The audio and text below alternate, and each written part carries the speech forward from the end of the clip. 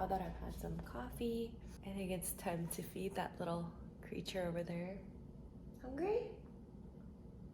Are you hungry?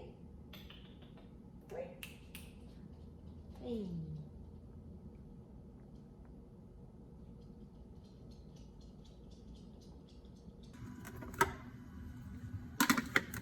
Last patty for Snowy.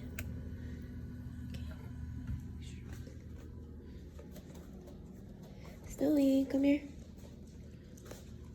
So you sit down.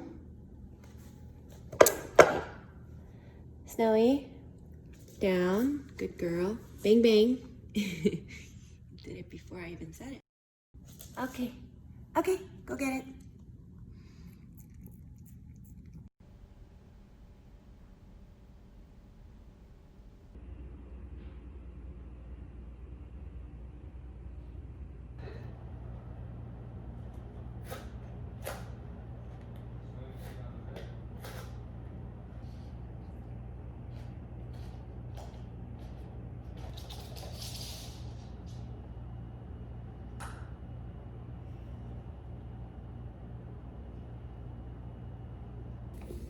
Well, what do you want? What do you want? Okay, okay. Say pull, pull, pull, pull, pull, pull. Yeah.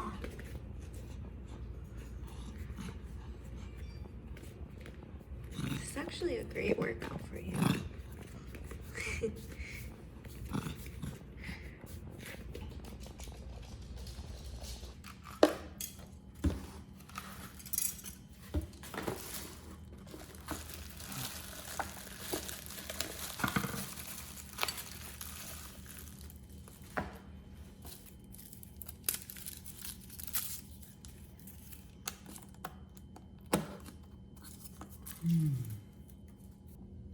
Cheers.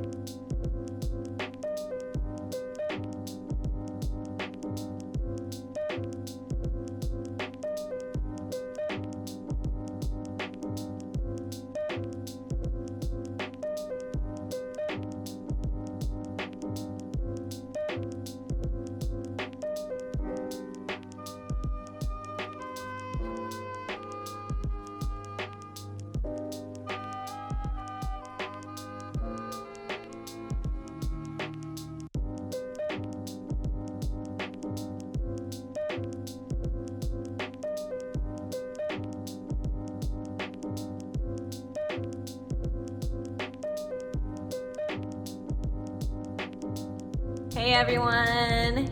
Guess who's here? Hello, it's Michelle, aka The Soul Search, S-E-O-U-L.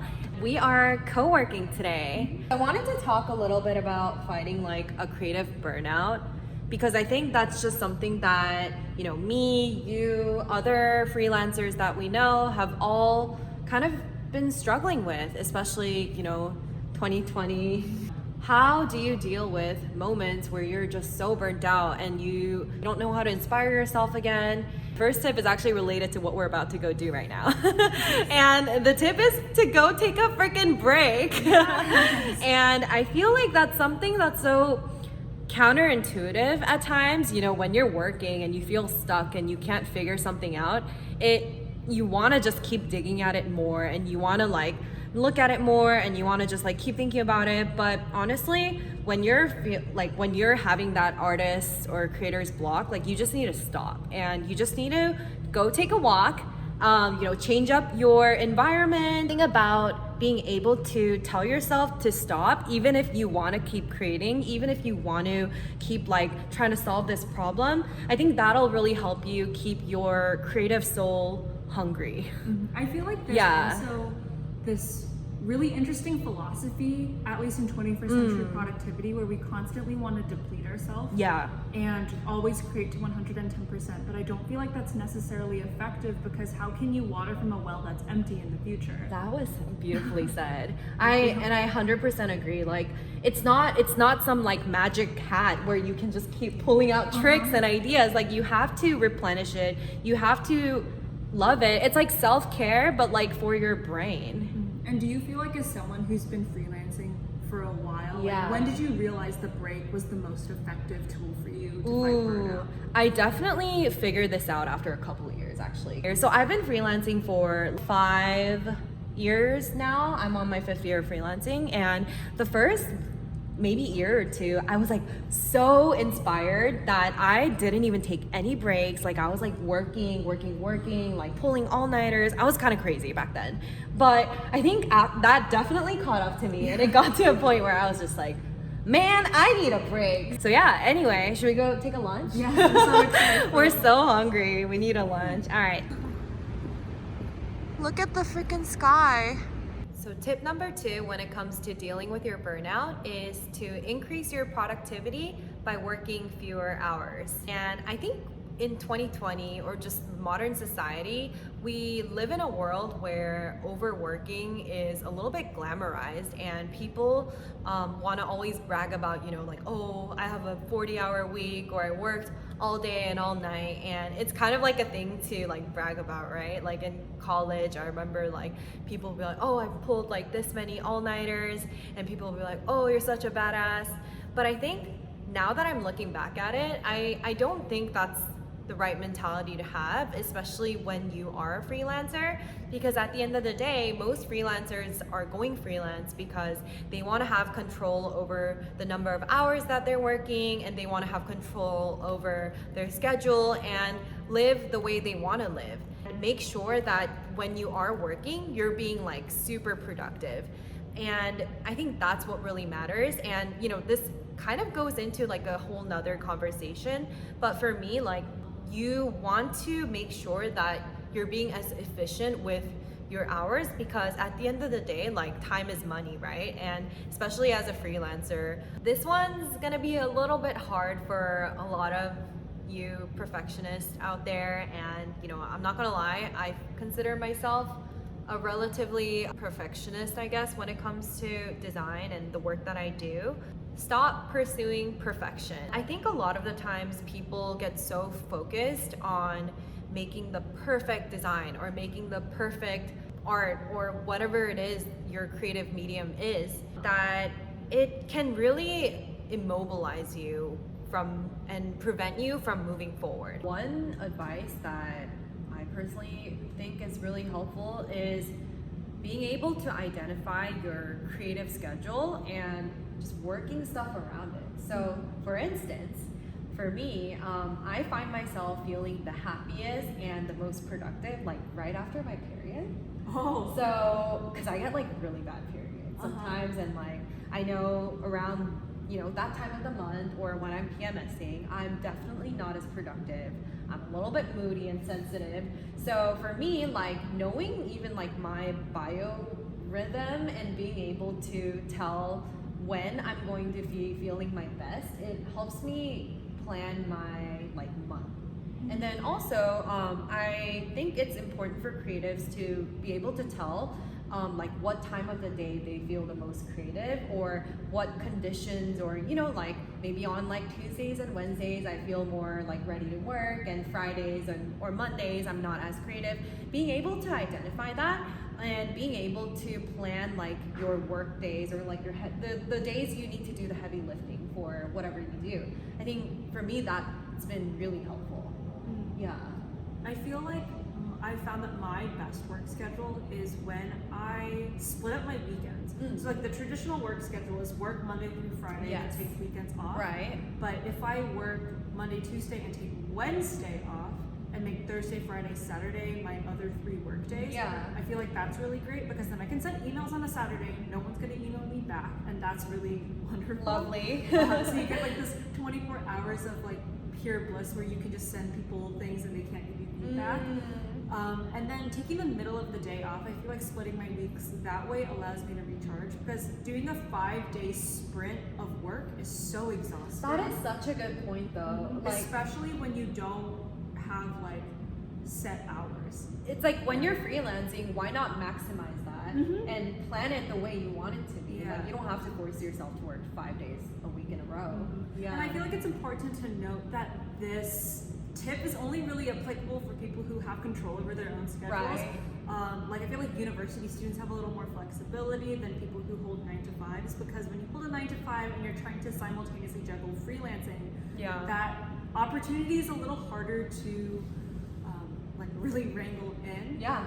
And I feel like that's one of the biggest benefits, and the thing I'm the most happy about with freelancing is that I do get to dictate my own schedule. Yeah. I can choose to take a Wednesday off if I want to. Yes. But on the other hand, there are times in which like I just have to work 7 days of that week. Yeah. When like there's like deadlines due after deadlines, or things have been pushed back. So just really pacing yourself throughout the month, so when these moments of intensity come out during the week, that you're a little more emotionally prepared for it. I agree. That's a really good point. I think just as a freelancer, or if you really want to have control over your schedule and your lifestyle, like you really need to be able to get at managing your life and your whole schedule, right? Yeah. So how do you structure your week? I'm actually kind of similar as you. So for me, I don't have like a set day, like a Wednesday that I take off. But I, like you, find myself feeling a little bit less motivated right in the middle of the week, because, you know, you're like 3 days in and you're like kind of tired. So usually on like a Wednesday or like a Thursday, I'll try to do like my creative stuff that day, which means just like prepping, you know, Instagram content, having that day to maybe go out and take some photos, or take, you know, it's like not the traditional like computer type of work. And yeah, I'm kind of like you too, where I don't really need like 2 days off at once. Oh, hello. So nice. I know. Sorry, she just like stepped on you. Okay. So yeah, I'm kind of similar, and I actually know a lot of other creative people too who have similar mentalities, or they want to structure it kind of that way, where it doesn't have to be like 5 days in a row and then 2 days you just do nothing. Like, yeah, and I feel like I built this schedule during university, because I remember having classes Monday, Wednesday, Friday. Yeah. And it was so nice not to have to go to school 5 days a week. Yeah. Are we doing this More? Yeah. Why isn't the world working on this schedule? Oh, it's like the best feeling when you take your lashes off. It's like so liberating to the eye. I think the last tip that I want to talk about, you know, when it comes to dealing with a creative burnout is, I think it's just going back to the basics and just really thinking about what in the first place drove you to start doing all of this. As corny and cheesy as it sounds, I think when you're feeling burnt out and you just need that extra like pump of creativity and you just want to feel reinvigorated and re-inspired again, I think it's really important to look back a little bit and go like, hey, why did I love this? Why did I fall in love with all of this in the first place? And I think that's something that a lot of us tend to forget, you know, as the years are going by and, you know, you're concerned with things like money and status, and I think you start forgetting about all the important things, and in terms of like what is the driving force, what is the reason as to why you're doing all of this, like why you got into all of this in the first place. So for me, you know, I can say that I got into doing all of this because I genuinely love creating graphics, and I genuinely love being able to capture someone's like personality through art and design and graphics, and then being able to also like showcase that to the world, and like kind of like being this person who can bridge the gap between the creator and also the viewer, right? Like being able to visually translate that into like a form of art. And I don't know, like sorry, it's like a long rant, but I think it all just goes back to thinking about why did I fall in love with doing all of this in the first place. And I think it's really important to like remind yourself that, because I understand work is work at the end of the day, and it's gonna be tiring. You're gonna have days when you're feeling burnt out, but if you can just go back to the beginning, go back to the basics, and remember why you started all of this in the first place, I think it'll really be helpful when it comes to like reigniting and just sparking a little bit of that joy again. Hopefully you're able to feel that same like feeling, or the excitement and the passion of when you first started creating and doing what you do. So yeah, I hope you guys found this vlog helpful. I don't do a lot of these, but I think I want to, and it was actually really fun trying to document this throughout the day and just telling myself, like, what did I do back in the day when I was feeling a creative burnout? And even to this day, actually, you know, with everything that's going on in the world, like, I think it's really important to take care of your mental health and treat your body like a temple.